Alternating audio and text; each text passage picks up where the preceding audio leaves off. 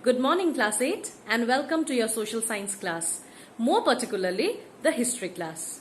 So, I'm welcoming you specifically to the history class today because we will be starting the second chapter of history, and that is from trade to territory.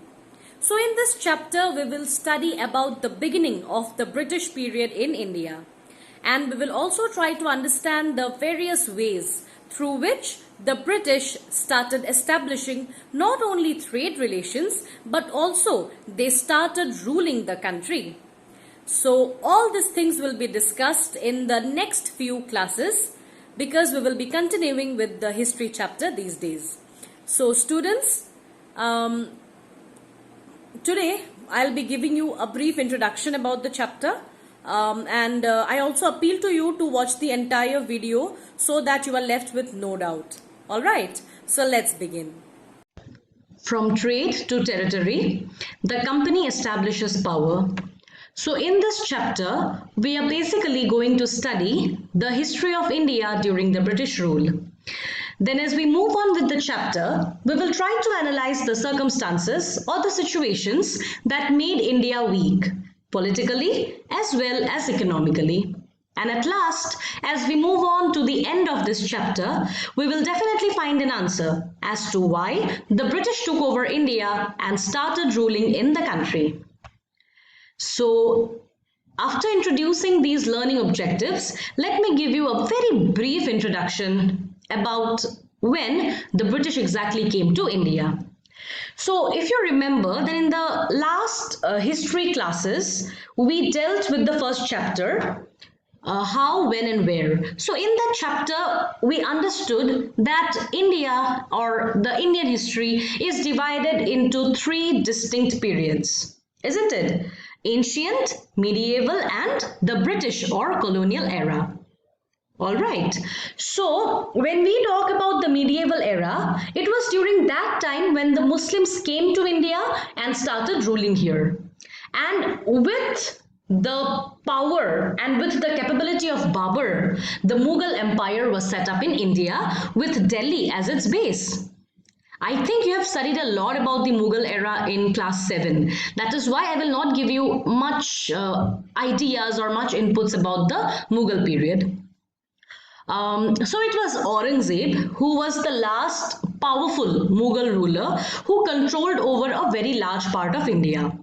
Even later on, the later Mughals came to India after Aurangzeb, but those people or those rulers were not very efficient. That is why when we talk about the last Mughal ruler, we generally call it Aurangzeb. All right. So Aurangzeb died in 1707, and when Aurangzeb died, then the Mughal governors, or they were also called as Subedars, and the big zamindars, that means those people who were who had the duty of collecting taxes of land. So the zamindars and the subedars, they started establishing their own small kingdoms. They started coming out of the Mughal empire because the later emperors were very weak. So because the entire strong Mughal empire began to separate or began to become small parts later on, that is why it resulted into deterioration of the deterioration of Delhi as an effective center. So Delhi was no longer having any big empire within it after the death of Aurangzeb. So let us move on. So the East India Company comes east. So what exactly is this East India Company? Well, the East India Company is a trading company. All right. And it basically was from England. Okay. So in 1600, the East India Company acquired a charter. Charter means a written permission. From whom was this charter acquired? From Queen Elizabeth I. So after acquiring the charter, the East India Company got the sole right to trade in East. Okay, so for example, like in India and also its neighboring countries. So now you must be wondering what is there in the East? What is so much appealing in the East that these English people, they want to come here and set up their company? Well, they were attracted to India because they knew that in India there are several commodities or goods or things which are available and at a very low price. And these commodities or these things were in great demand in Europe. So they thought that when they come to India by the sea routes, of course, there was not air routes at that time. I hope you know that.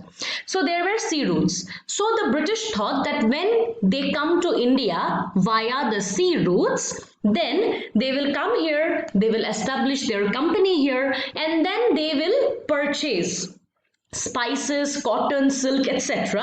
at very cheap rates, okay, at very low cost, and then they would sail this back to their country and then sell these to the European markets. And when they sell it to the European markets, then they made sure that these commodities are sold at a very expensive price, and by doing that they got profit out of it.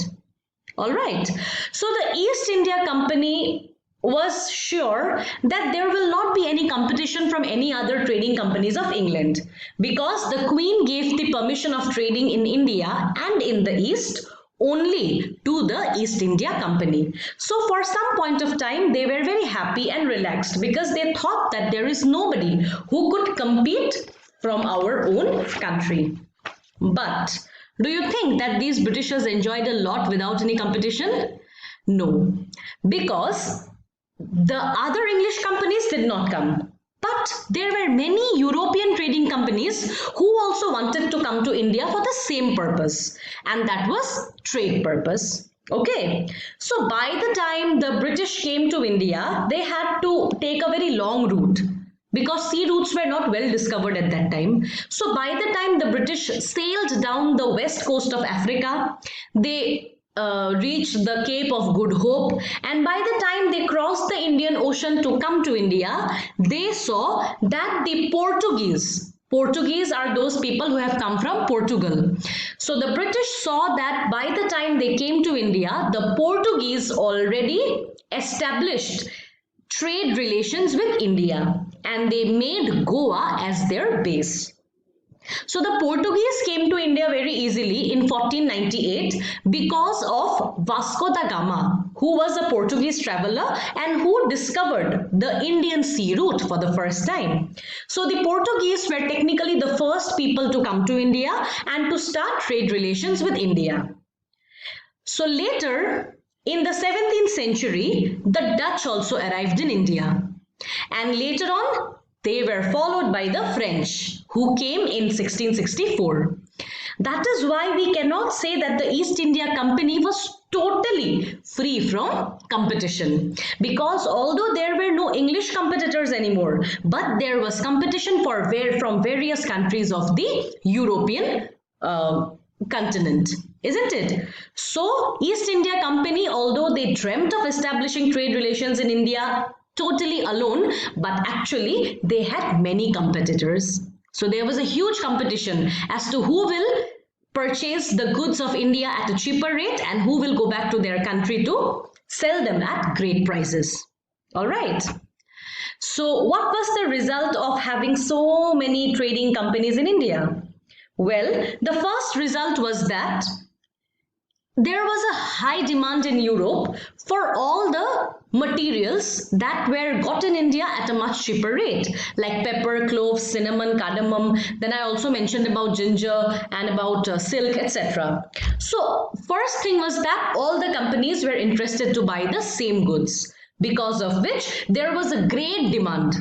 Okay, now since there was great demand, therefore there was intense competition, cutthroat competition, and since there was competition, so that is why the price of these commodities automatically rised. All right, so when there was price rise of the commodities, then obviously the profit that was expected to be got, that became very less. So due to high demand, there was price rise, and since there was price rise, so the business traders or the various companies were not able to get that profit which they expected. All right.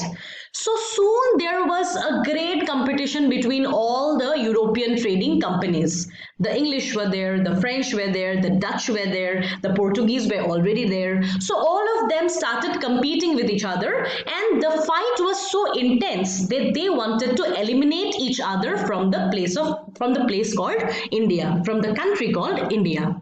So this led to the use of weapons. So the competition was so severe that the various groups started using weapons against each other. Okay, and they also tried to build forts and walls for the purpose of defending their places. All right. So since there was so much competition, since there was violence, there was use of weapons, that is why there was big chaos in the country. And because there was chaos in the country, that is why, taking advantage of this situation, the British tried to strengthen their settlement in India. And they also tried to carry out trade by earning huge profit as compared to the other trading companies.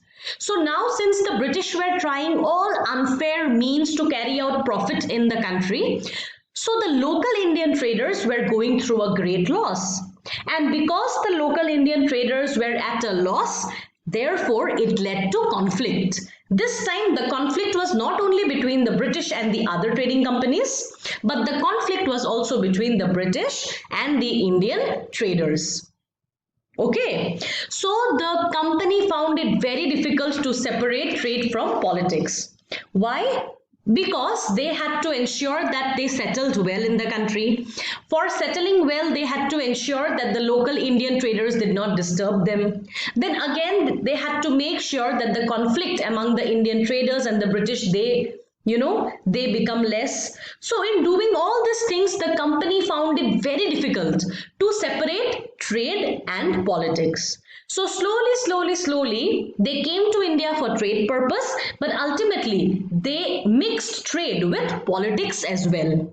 And finally, after defeating everybody, the company, that means the British East India Company, was successful in setting up their first factory in India. And that factory was made in Bengal.